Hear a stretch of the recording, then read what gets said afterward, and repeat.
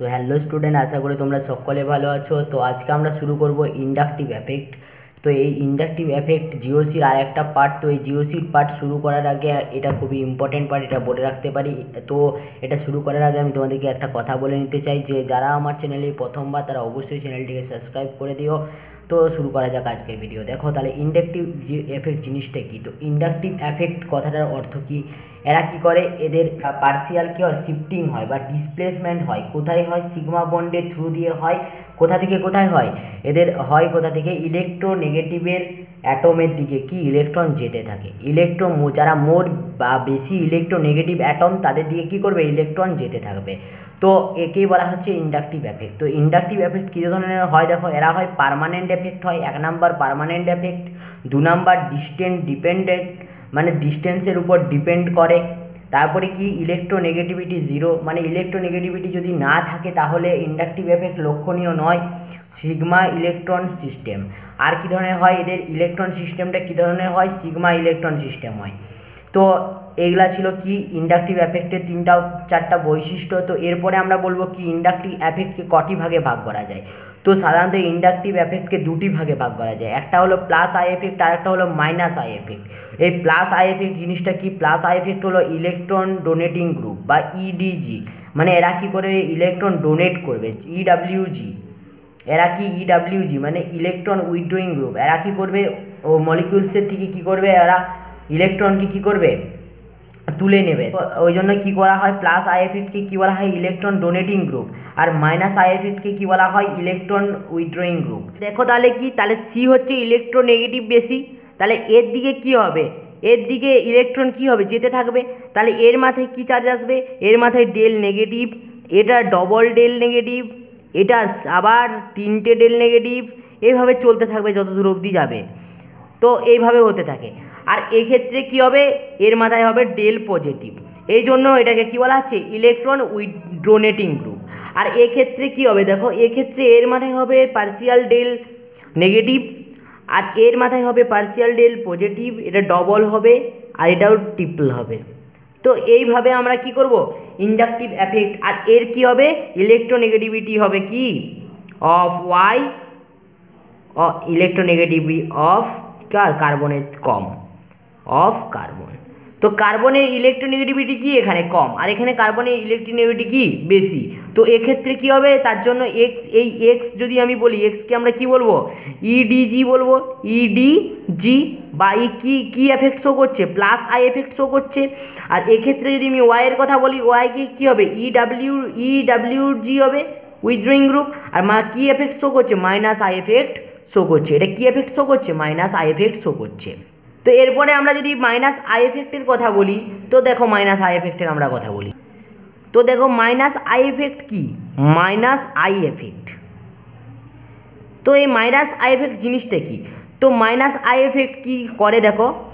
তো minus I effect firstly কি হয়, ইলেকট্রন ডেফিসিয়েন্ট হয়, ইলেকট্রন ডেফিসিয়েন্ট হয়। আর কি হয়, এদের মাথায় কি চার্জ হয়, নেগেটিভ চার্জ হয়, এদের মাথায় কি হয়, নেগেটিভ চার্জ হয়। আর এরা কি হয়, অক্টেট ইনকমপ্লিট হয়। তো এরা কি ধরনের হয়, কি হয়, অক্টেট ইনকমপ্লিট হয়,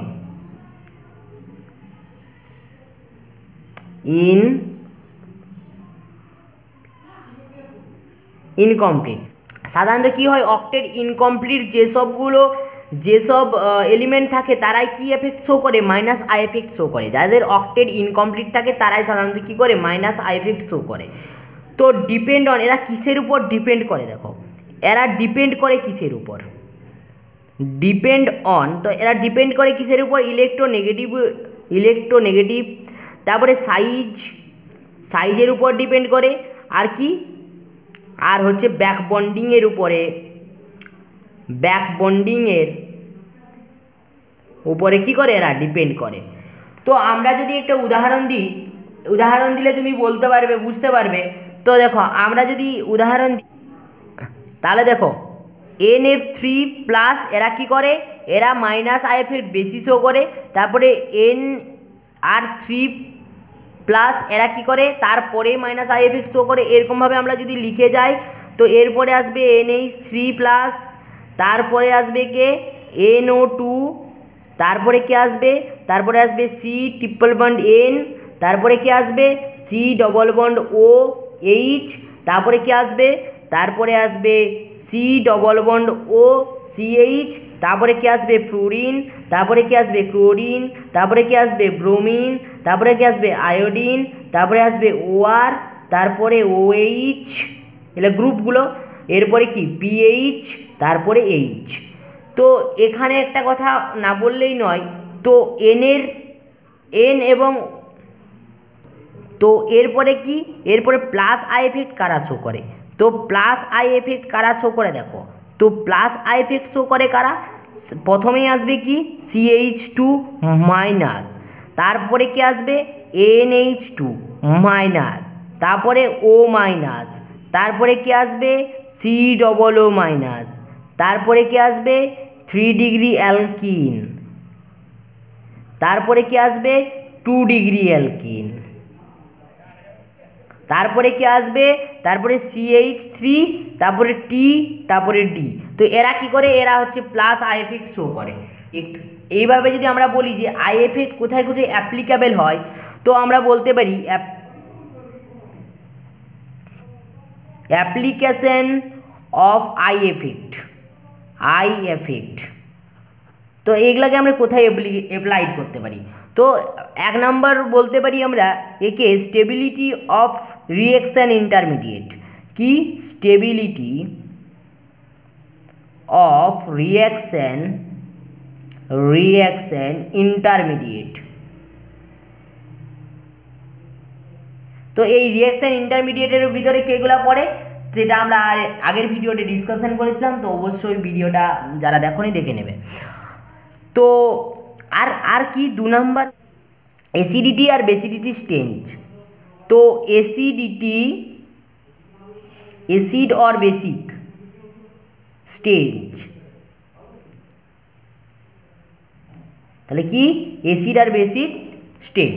তো এর উপর ডিপেন্ড করেই আমরা বলতে পারবো যে রিঅ্যাকশনটার ইন্টারমিডিয়েট কতটা স্টেবল, কোনটা মেজর প্রোডাক্ট, কোনটা মাইনর প্রোডাক্ট, আর কি বলতে পারবো কোনটা বেশি অ্যাসিডিক আর কোনটা বেসিডিক। তো এইভাবে আমরা কার উপর ডিপেন্ড করে বলতে পারবো, আই এফেক্টের উপর ডিপেন্ড করে। চলো দেখি আমরা কিভাবে বলতে পারবো। তো এই রিঅ্যাকশন ইন্টারমিডিয়েটের ভিতরে সবথেকে ইম্পর্টেন্ট যেগুলো সেগুলো কি কার্বোক্যাটায়ন আর কার্বোঅ্যানায়ন। তো এদের স্টেবিলিটি দেখো প্লাস আই এফেক্টের উপর কিভাবে ডিপেন্ড করে, তো প্লাস আই এফেক্টের উপর কিভাবে ডিপেন্ড করে দেখো, plus I effect stability of carbocation, আমরা কার্বোক্যাটায়নের কথা বলছি, কি স্টেবিলিটি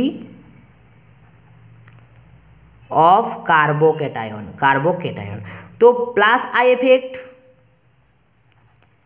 কি হয়, ডাইরেক্টলি প্রপোর্শনেট হয় কার সঙ্গে, স্টেবিলিটি অফ কার্বোক্যাটায়ন।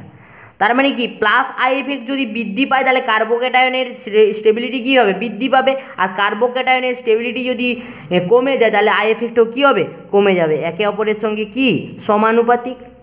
তো সেমভাবে আমরা তো এটাই বলতে পারি যে মাইনাস আই এফেক্ট কী হবে, তাহলে ব্যস্তানুপাতিক হবে, মাইনাস আই এফেক্ট ডাইরেক্টলি নয় ইনভার্সলি প্রপোর্শনেট হবে, তাহলে স্টেবিলিটি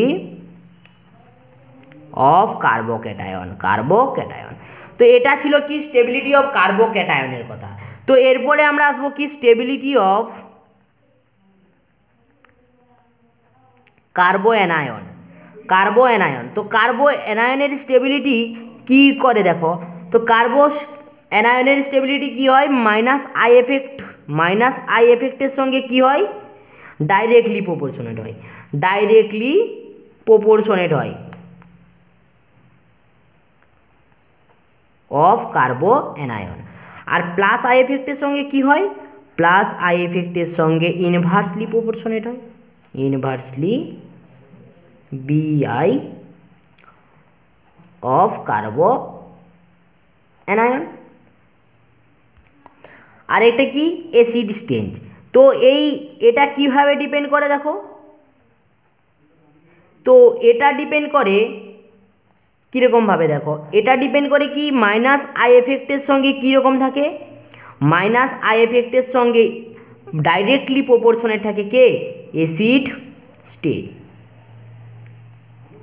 আর প্লাস আই এফেক্টের সঙ্গে কীরকম থাকে, ইনভার্সলি প্রপোর্শনেট, ইনভার্সলি প্রপোর্শনেট। তো এইভাবে আমরা কি বললাম, আই এফেক্ট সম্পর্কে আমরা একটা ধারণা করলাম। তো জিওসি পার্টের আই এফেক্ট এখানে পর্যন্তই। তো যাদের যাদের ভিডিওটা ভালো লেগে থাকে তো অবশ্যই ভিডিওটাকে লাইক করে চ্যানেলটিকে সাবস্ক্রাইব করে দিও। আর দেখা হচ্ছে আমাদের নেক্সট ভিডিওতে। তো এর পরের দিন আমরা রেজোনেন্স এফেক্ট নিয়ে পড়বো। তো রেজোনেন্স এফেক্ট একটা গুরুত্বপূর্ণ অধ্যায় জিওসি পার্টের মধ্যে। তো অবশ্যই এর পরের ভিডিওটাকে কেউ মিস করবে না। তো অবশ্যই অবশ্যই অবশ্যই ভিডিওটা দেখবে।